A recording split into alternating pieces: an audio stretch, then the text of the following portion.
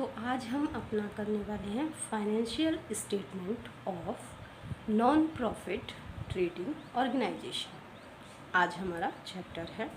तो हम सबसे पहले ये सीखेंगे कि नॉन प्रॉफिट ऑर्गेनाइजेशन किसे कहते हैं। इसे हम नॉट फॉर प्रॉफिट भी कह सकते हैं, यानी कि जैसा कि नाम से आपको पता चल रहा है, नॉन प्रॉफिट यानी कि जिसमें प्रॉफिट नहीं हो। ठीक है, और अच्छे से एक्सप्लेन करने के लिए हम इसे आगे पढ़ते हैं। गैर लाभकारी संगठन, नॉट प्रॉफिट ऑर्गेनाइजेशन, ऐसी संस्थाएं जिनका उद्देश्य लाभ कमाना न होकर सामाजिक, सांस्कृतिक, शैक्षणिक, साहित्यिक, शारीरिक या धार्मिक हितों की रक्षा करना होता है।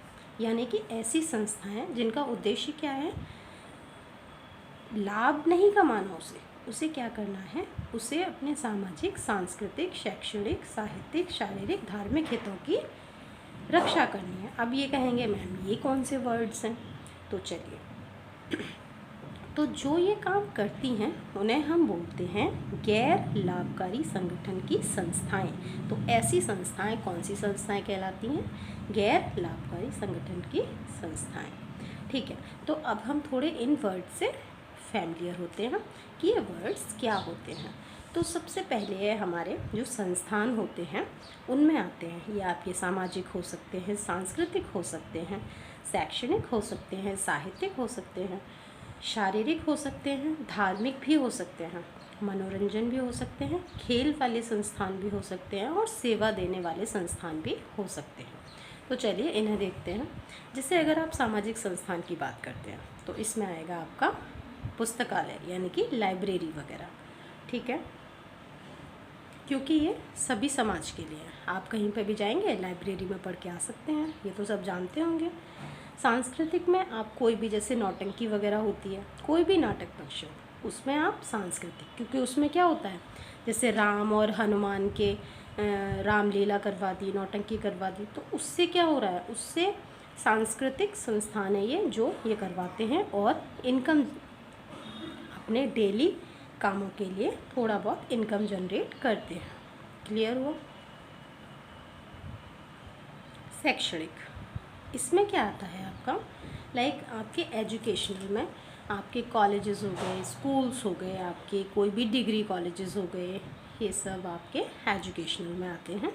इसके बाद साहित्यिक में जाएंगे तो हिंदी साहित्य परिषद ये एक परिषद होती है जो कि हिंदी साहित्य से रिलेटेड होती है।